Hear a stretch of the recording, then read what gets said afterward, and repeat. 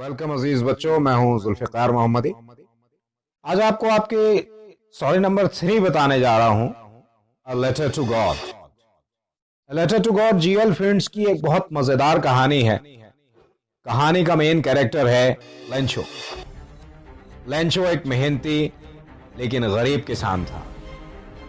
उसका घर पहाड़ी की चोटी पर था। इस इलाके में ये इकलौता घर था। पहाड़ी के नीचे घाटी में लेंचो का खेत था।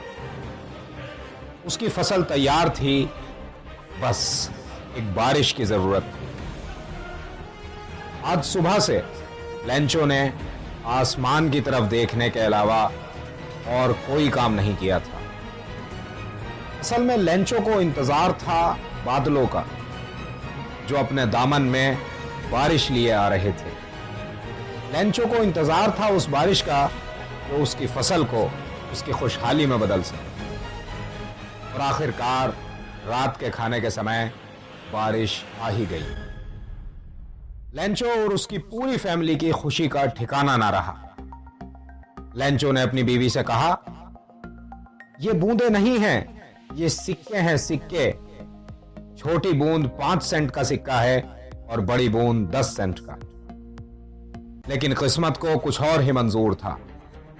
बारिश की बूंदें जिनसे लेंचो ने अपनी खुशहाली के सपने बुने थे, वही बारिश की बूंदें अपने साथ ओलों का एक तूफान ले आईं।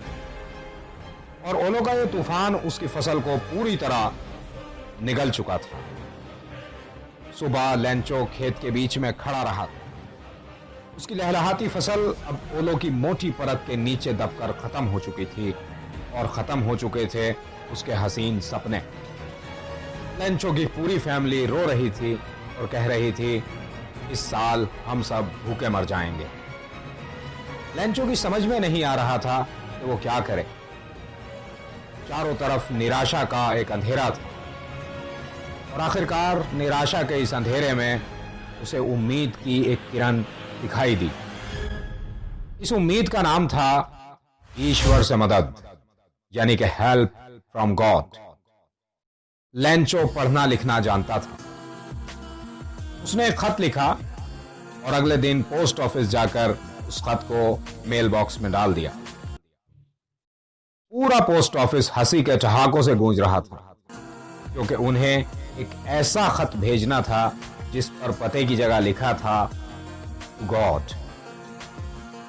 लेकिन पोस्ट मास्टर खत देखकर सीरियस हो गया।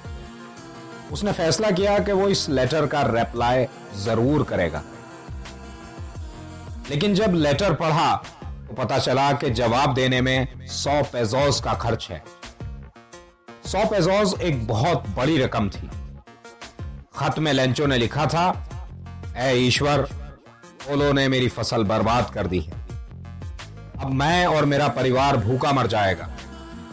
इसलिए हे परमेश्वर, मुझे 100 पेसोस भेज दे ताकि मैं अपनी फसल दोबारा तैयार कर सकूं और इतने दिन अपने परिवार का खर्च चला सकूं। रकम वाकई बहुत बड़ी थी, लेकिन पोस्ट मास्टर अब अपने फैसले पर अड़ चुका था। पोस्ट मास्टर ने अपनी सैलरी का कुछ हिस्सा लिया, अपने स्टाफ से, अपने दोस्तों से और अपने मिलने वालों से चंदा किया। लेकिन बदकिस्मती से पोस्ट मास्टर अपने सारे एफर्ट्स लड़ाने के बावजूद 100 पेसोस इकट्ठे नहीं कर पाया था। उसके द्वारा जमा रकम 50 पेसोस से कुछ ही ज्यादा हो पाई थी। और फिर कुछ दिन बाद लेंचो पोस्ट ऑफिस आया। उसने अपना नाम का लिफाफा पूछा, लिफाफा लिया और पैसे गिनने लगा। पोस्ट मास्टर लेंचो के फेशियल एक्सप्रेशन देख रहा था। लेंचो को लिफाफा मिलने पर जरा सी भी हैरत नहीं हुई थी, क्योंकि लेंचो को तो पूरा विश्वास था कि गॉड उसकी मदद जरूर करेगा। लेकिन जब लेंचो ने पैसे गिन लिए तो उसे गुस्सा आया। आखिर पैसे कम कैसे हो सकते थे? ईश्वर के खजाने में तो कोई कमी नहीं है। लेंचो ने अपने हाथ गुस्से में भींच लिए। उसने दूसरा खत लिया, लिखा और मेल बॉक्स में डालकर पोस्ट ऑफिस से बाहर चला गया। पोस्टमास्टर बहुत तेजी के साथ उठा, मेल बॉक्स खोला, लेंचो द्वारा लिखा हुआ खत उठाया और उत्सुकता पूर्वक उसे पढ़ने लगा। पोस्टमास्टर को उम्मीद थी कि लेंचो उस खत में ईश्वर को धन्यवाद देगा, जो इनडायरेक्टली ही सही पोस्टमास्टर को धन्यवाद। लेकिन पोस्टमास्टर ने जब खत पढ़ा उसे बड़ा अफसोस हुआ। खत में लिखा था, हे ईश्वर, मेरा काम 100 पेसोस से कम में नहीं चल सकता है। मुझे उम्मीद है कि तूने पूरे पैसे ही भेजे होंगे, क्योंकि हे ईश्वर, तेरे खजाने में क्या कमी है।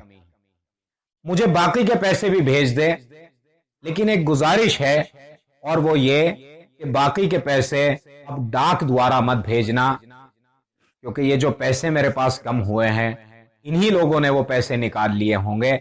ये सब डकैतों का एक गिरोह यहां बैठा है, मुझे इन पर जरा सा भी विश्वास नहीं है।